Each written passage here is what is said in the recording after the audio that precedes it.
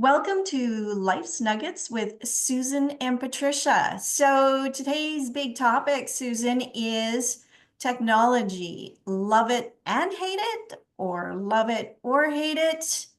Let's talk about technology. Like, where are we? Where's it going? What's it doing to us? Thoughts? I love the what's it doing to us. Oh dear, technology. Love it or hate it. Um, there are days I really love it because it allows us to do this kind of thing. Mhm. Um, and there are days when I hate it because I find that there's nobody out there who can help me figure it out, right? You have to figure out everything on your own, right? Yeah. To use these platforms, or you can go on YouTube and there's a video. Like, oh my gosh, no, I want to talk to somebody. You know what my problem is that, and this is showing my age. I didn't even go on a computer until I was around 20. So that shows my age. And there's a whole language there that I just simply don't understand. And it messes me up all the time. Things like memory, RAM, megabytes, millibytes, I don't know what they are. That means nothing to me. So that's where a huge part of my problem is that I just don't understand the technology. And what bothers me about that is things that, like the younger generation, they grew up with it, they know it. So things like even, a few months ago, trying to park in a parking lot that had yeah, you remember this, and I couldn't figure it out. Like it should have been easy, but of course, it was, minus 15 outside, and I can't remember my password to find, it was really, really painful. And so that what, frustrates me. Why does it have to be so complicated? Can't I sometimes just put some freaking coins in a machine so I can park? What are the elderly people doing who don't even have phones? Like, does it have to be, do we have to have so much technology everywhere? I hear you. We recently had a new garage door installed, right? Well, not the garage door, we had the motor changed. Um, Okay. and the guy comes and he changes it and he changes the little switch on the wall. And then on the switch on the wall, it says there's the little the bar, not the barcode, the little QR code, and it says you can download the app for your garage door open. And I'm like, okay, this for me is going just a little too far because I'm only going to open it when I'm going in and out of my garage. I guess if you're on holiday and your neighbor says, hey, I want to nip in and can I pick up you can open it. But I mean, like, yeah, okay, maybe. But I agree with you, it's going fast. And I think, like we were talking a little earlier, I think what I feel with technology is they're good tools to have, right? But I do feel that our technology is advancing quicker than our society is ready for it, I right? completely agree with it. Like, do we need to have everything so like do we have to have so many apps? Like the amount of passwords I have are ridiculous. Mm. And I sometimes don't go or do things because it's yet another app that I have to go to. I was at Mm. a restaurant the other day and needed the QR code to read the menu. And I get it. I get it. It can be really helpful in some ways, but I don't want to have my phone, use my phone every time I go out. Like, Mm. because part of the whole thing of going out and meeting up with a girlfriend was to have this conversation and to get Okay. and to connect. And here we are having to be on our phones just so we can figure out what we want to eat. And so to me, it feels sometimes it's going too far. Yeah. Um, and let's slow it down a little bit. And what are we losing in the process? But like you said, sometimes there's some fantastic thing. The fact that we can do this. The fact that we can do this is amazing, right? But yeah, I just, like we were talking, I just feel that there's nowhere out there to sort of keep rein on it or kind of go, hey, let's just let everybody catch up and be comfortable with this before we move on to the next step, right? And I don't think, like you said, I think the younger generations are growing up with it. So for them, it's completely normal. But I do agree with you. I think there's certain things that are amazing about it. And there are certain things that like you said, it just frustrates me because, and maybe it's a generational thing. I don't know. It is just a generational thing. Because the younger people don't, as far as I know, don't seem to have as many problems at it. Um, I totally Something agree. I should ask my nieces. They're in their 20s. Maybe they have some insight into this. I think the other side, like AI. So we were talking about AI. We I do were. use AI. It is a great tool, Yeah. but I think we have to be really careful about it. It's a great way to edit your stuff, to give you creative ideas, to put things down, but you have to still have your own voice. And I think the other big thing that people really need to be aware of is AI can only give you what's in their system. And so there's Hmm. a lot of miscommunication out there. Like, is what AI is telling you actually correct? Like, you need to make sure you still know your stuff. If you're going to present something that's yours, you have to make sure your facts are right. And what point of view is maybe some of this stuff coming from? Because again, it's only input, it's inputted by people. Well, this is it. And I find, like you, I do use it. Um, but I still want it to be me. Yeah. So the way that I use it as a tool is I will get it to refine certain things that I've written. If I've written an article, I'll ask it to kind of maybe reword it a little bit, but then I will go back into that and just fine tune it to reflect me because I find otherwise it just sounds really generic. Yeah. Right. And often I'll take bits out because it's like, no, I don't want it to be an overload of information either, right? Depending who Right. what I'm writing, what I'm using it for.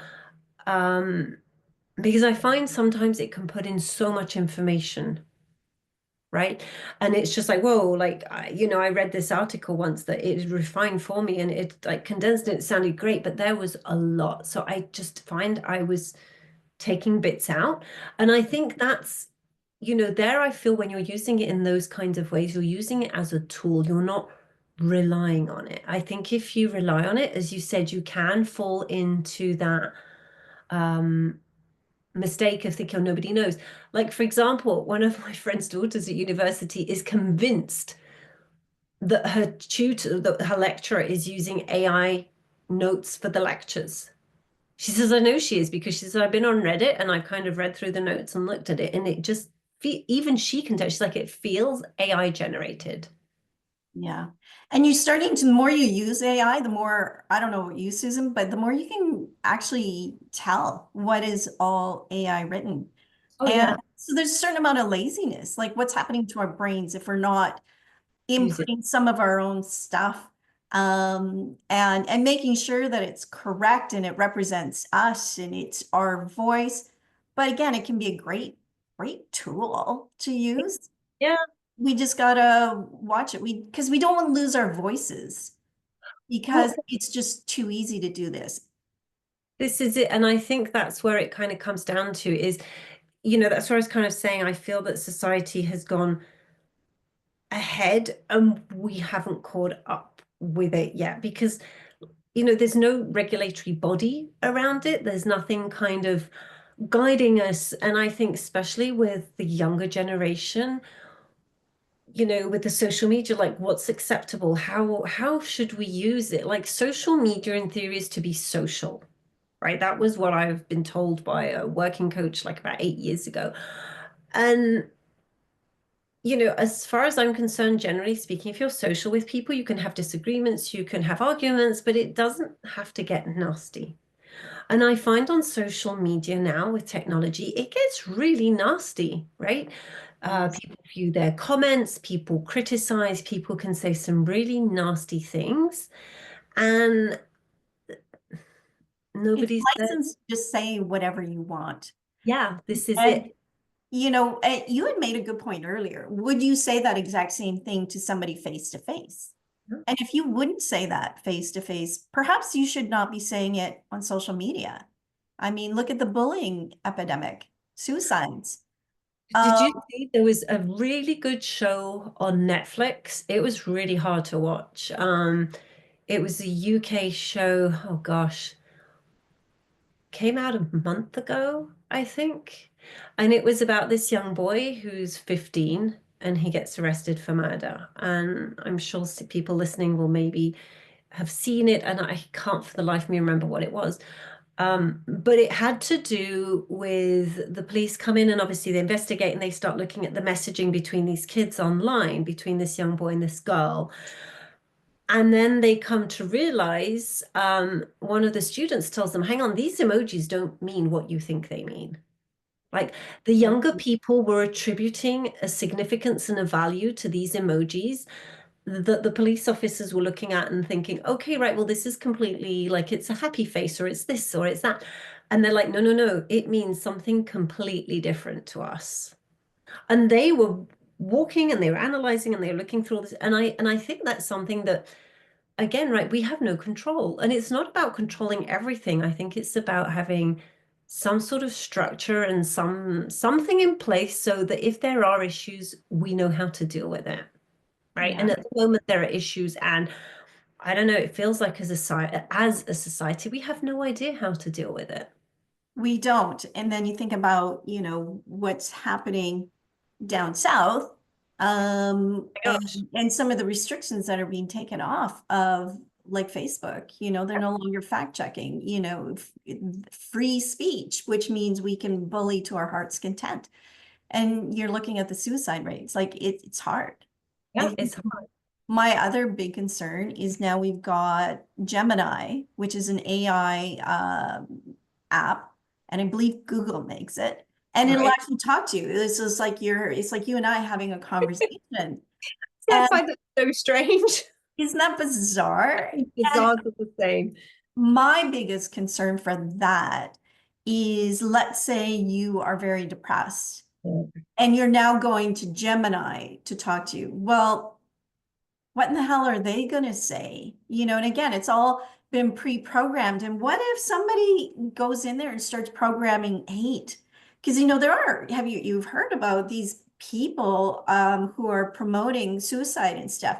So Yeah. there's a case where this woman was, oh, this a few years ago, where she was texting her boyfriend who was really depressed and trying to, I like, heard yeah, about maybe that. you should end it. Maybe you should end it. Yes. She was charged. Thank God. We need to have some regulation with that. But It's if you're like, depressed and you're going to Gemini to try and help you through the problems, mm, how much more isolating is that? And that is so dangerous for your mental health, right? Connection and belonging is our number one needs. yeah, And we're a community. already, pardon me? We're a community, right? That Or we are made to be in a community. And I find it really is, it's a tool. And like we said, for me, it really is about learning to use it well. And if you don't learn to use it well, then there should be, I don't know, guidelines, something. And that's why I said I feel it's just running away. And we're like, I feel like we're triathletes, but we're way behind. And AI is like way up ahead. And way up there. just like, wow. So I don't know. I find for me, finding my sanity with all of this and is literally disconnecting, right? It's 100% agree. getting moments of solitude, right? Just to be on your own. No earbuds, no phone, no iPad, whether it's in my house, whether it's out when I'm walking. I think we do need to physically disconnect, right? Not taking my phone up to bed. I refuse to bring my phone up into the bedroom. I have a good old-fashioned alarm clock to wake me up. So that way, when I wake up in the morning, my body actually has time, and my brain more, to catch up with the fact that, okay, I'm up and running. I'm not immediately being bombarded with notifications and which sends your stress levels like sky high, right? And but again, I think these are things that people just get used to going to bed with their phones, right? They feel it's an extension of themselves, which to some extent I understand that it is. but I think we do need to learn that we need to just take a break from it, if we're to recharge our batteries, because otherwise we're constantly, giving it out, giving it out, giving it out. And when do we recharge? Completely agree. I also don't leave my phone. My family knows that my phone is not next to my bed. And so they don't even bother. Now, I do check my phone when I get up in the morning. And mostly I do that because of my father-in-law, who's quite elderly. So I mostly check it first thing just in case there's an emergency. So I do that, but beyond that, it's like, no, I don't. And it frustrates me because sometimes there's a time difference. I'm in Ottawa, my family's in Vancouver, and I know they all have their phones next to their bed. And sometimes I'd like to like send a text or something like a group thing, but I It's going to go wake them bing, bing. all up. And I'm like, why do you do anyway? That's I just don't get it. And it scares me for the future. It's like, do I need to have an app to turn my lights on? Like I don't know, because I'm just not good at those. And so I'm like, oh my gosh, where are we going? I There miss are it. aspects, I hear you, but I do find there are aspects that are useful. As we've said, there's this, that there's the helping with work. You can use it as a tool. I love it now because I do my Costco shopping through Uber. I no longer have to go to Costco, which is Love it. amazing because Costco is my biggest stressor in my life. I find the size of the store and just I would always kind of go and I'd be like, right, I'm in and out in like 20 minutes. Okay, I'm gonna bing, bing, bing, bing, bing. And I used to come back from there and it would drain me. And now I sit at home. I've made a list of groceries that I buy from there. I get out my phone and I'm go, I need this. And it's lovely. And then somebody comes to my doorstep and delivers it all. And I'm like, I'm so happy. So you have to, There's some great things. Yeah, absolutely. There's so many nice I- ways to deal with it. And but sometimes I do feel it's too much. It's overwhelming. I yeah. can't keep up now. I'm really scared where I'm going to be 20 years from now. We'll be together trying to figure out. Maybe we won't even have phones. Maybe not. Oh my God, wouldn't that be weird? Now what do we do? Oh, wear thumbs. Okay. I like it. All right. So, technology, we love it and we hate it. We've got Yeah. concerns, but we love it at the same time. So, We'd love to hear people's thoughts. Like, what do other people think about this, right? love When to we hear. post this, if you have comments or thoughts and feelings, let us know because, we're curious. But as I said, I think we've kind of, realized you and I that we do need breaks. And I think that's really important for people to recognize that it's okay too. I think often, just to kind of slowly kind of wind this up, because I think you and I could go on about technology all day. Forever. Yeah. I think it's important for people, I think, especially younger, to realize that it is okay to switch off, right? I Yeah. think there's this expectation that you have to be available 24/7, 365.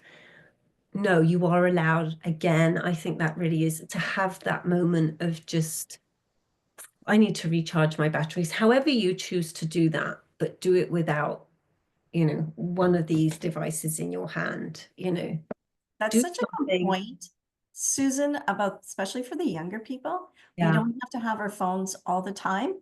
It's okay to wait and get back to somebody hours later on your schedule. And it's just so important for our mental health, especially when you have depression rates the way they are. We've got to learn to disconnect, appreciate the good stuff, and watch our mental health.